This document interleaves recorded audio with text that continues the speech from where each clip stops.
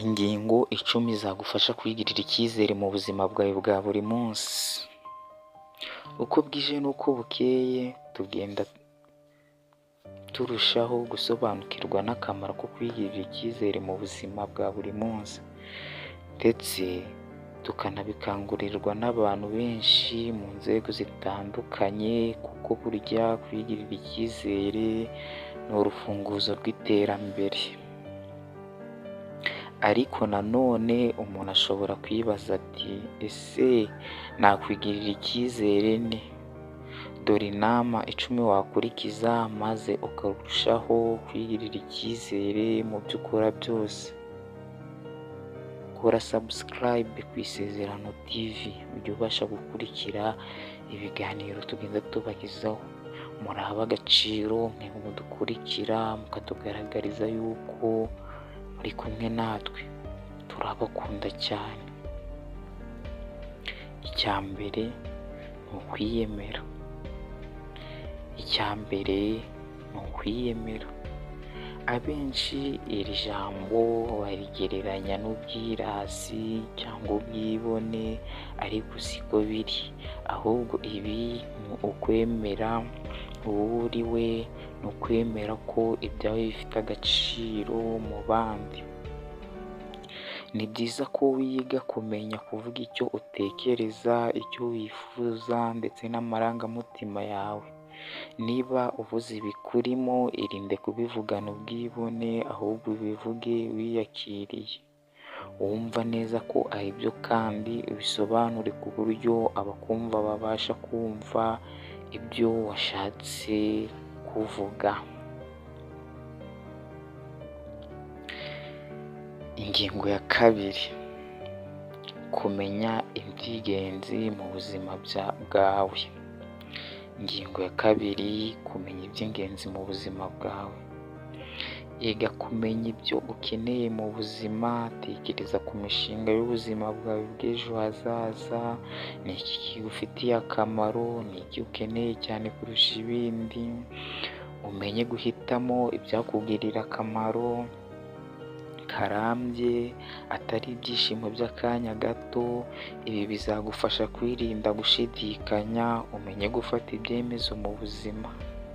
Icya 3: ingingo ya 3: kora urutonde rw'indangagaciro zikuyobora. Nongere nsubiremo, ingingo ya 3: kora urutonde rw'indangagaciro zikuyobora. Menya kandi wite cyane ku ndangagaciro zawe mu buzima bwawe bwa buri munsi: kwiyubaha, gukunda umurimo, kwiteganyiriza n'ibindi. Mbese ugira urutonde ruhamye rw'imiterere ushaka ko ihora ikuranga mu buzima bwawe bwa buri munsi. Ibi bizagufasha kumenya iby'ingenzi mu buryo isura yawe igomba kugaragarira rubanda, kandi wirinde ko byasenwa n'utuntu duto duto witekerezaho cyangwa se abandi bakuvugaho. Kora subscribe kuri channel yacu Isezerano Rishya, ujye ukomeza kudukurikirana. Ukore like, comment ndetse na share, n'abandi bakomeze kujya bumva zimwe mu nama tugenda twungurana. Icya 4: menya imico myiza yawe. Ingingo ya 4: menya imico myiza yawe. Buri muntu agira uruhande rubi n'uruhande rwiza. Ibi bibasha guhinuka uko iminsi igenda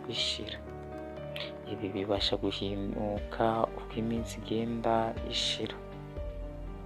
Si byiza ko uhora ureba ibibi byawe. Gerageza urebe ibyiza ugira. Bikorera urutonde rwanditse, kandi ujye ugerageza kurushaho gutuma ruba rurerure. Mu gihe bitakorohereye kubyikorera wowe ubwawe, kuko wenda wumva wakurikiza amarangamutima yawe, cyangwa waritakarije icyizere ukaba wumva nta byiza ugira, baza inshuti zawe n'abo mubana kenshi bakubwira ibyiza bakubonamo. Ingingo ya 5: irinde guhora ureba uruhande rubi mu bibazo byawe. Ingingo ya gatanu, irinde guhora ureba uruhande rubi mu bibazo byawe.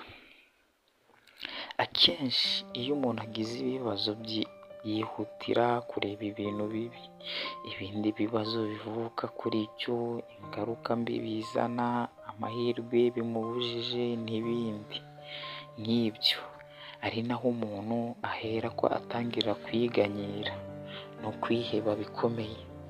Si byiza na gato. Burya buri kintu kitubayeho si byiza kugaragaza ko byaturushije imbaraga, ahubwo tujye tubigaragariza ko natwe dukomeye, maze mu mwanya wo kwiganyira no gutekereza ko byose birangiye, duhite dushaka uburyo bwo kubirwanya no kubikemura. Mu gihe ugize ikibazo n'ibyo, jya urebe ingaruka cyagutera ariko ntukabitindeho, ahubwo ujye ureba niba hari uruhande rwiza cyaba gifite, unahere ko ushake uburyo bwihuse bwo kuyikemura. Ingingo ya gatandatu, nongeye nsubiremo ingingo ya gatandatu. Ingingo ya gatandatu, itere akanyabugabo. Ingingo ya gatandatu, itere akanyabugabo. Buri munsi umuntu akora uko ashoboye ngo abe mwiza kurusha uko yari ari ejo hashize. Ni byiza ko wiha akanyabugabo ukumva ko ubishoboye. Ishimire ibyiza wagezeho, maze muri wowe wiyemeze ko uzagera kure cyane. Ingingo ya karindwi, nongere nsubiremo ingingo ya karindwi. Ha agaciro buri ntambwe uteye niyo yaba igaragara ko ari nto cyane. Abantu twibwira ko ibyo tugomba kwishimira ari ibintu bikomeye binagaragarira amaso ya buri wese, nko gutsinda ikizamini gikomeye, kuzamurwa mu ntera mu kazi, gukora ubukwe bwiza n'ibindi nk'ibyo. Ariko buri ntambwe uteye mu buzima jya uyishimira kandi uyiha agaciro. Urugero, niba wabashije guteka neza ikintu cyari cyarakunaniye guteka, niba wamenye kwandikisha mudasobwa wihuta n'utundi tuntu wumva ko ari utworoheje, jya utwishimira kuko burya agato kabyara akanini. Ngushishikariza gukomeza gukora subscribe, ukore na share na like kugira ngo tujye dukomeza kubana. Wowe udukurikira buri munsi uri uw'agaciro, turagukunda. Ingingo ya munani, irinde kwicira urubanza. Ingingo ya munani, irinde kwicira urubanza.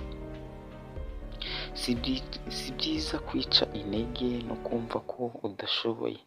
Niba ubonye amahirwe runaka, hari ubwo wibwira muri wowe uti sinjye wagombye kubona aya mahirwe, ubwo ari njye ntibizaramba. Nyamara sinzabibasha. Izi manza wicira ntacyo zishobora kukugezaho, ziguca intege gusa mu mwanya wazo. Fata umwanya wishimire ibyiza ubonye muri ako kanya, maze ubonereho n'imbaraga zo gutuma birushaho kuba byiza. Ingingo ya 9, ikuremo ibitekerezo bigusenya. Ingingo ya 9, ikuremo ibitekerezo bigusenya. Sindi umuhanga, sindi umunyabakwe, nta bumenyi buhagije mfite, ndi gato cyane n'ibindi bitekerezo nk'ibyo. Ni bimwe mu bisenya buhoro buhoro imitekerereze y'umuntu kugeza aho yumva ntacyo amaze. Kugira ngo ubashe kwigirira icyizere, jya ubyirinda. Ingingo ya 10, hindura imico yawe mibi mo imyiza. Ingingo ya 10, hindura imico yawe mibi mo imyiza. Emera kandi wakire intege nke zawe ndetse n'imico mibi ikurangwaho. Yirebe kandi uyisuzume udaciye ku ruhande. Reba ikigutera, unige utajenjetse uburyo bwo kuzigira imbaraga. nta kidahinduka, icy'ingenzi ni ukubishyiraho umutima n'ubushake bwose. Aho ubona ko hari intege nke, hashobora kuzaba ariho hari imbaraga mu minsi iri imbere. Kora subscribe kuri channel yacu Isezerano TV kugira ngo ujye ubasha kudukurikirana. Wowe udukurikirana uri uw'agaciro, turagukunda.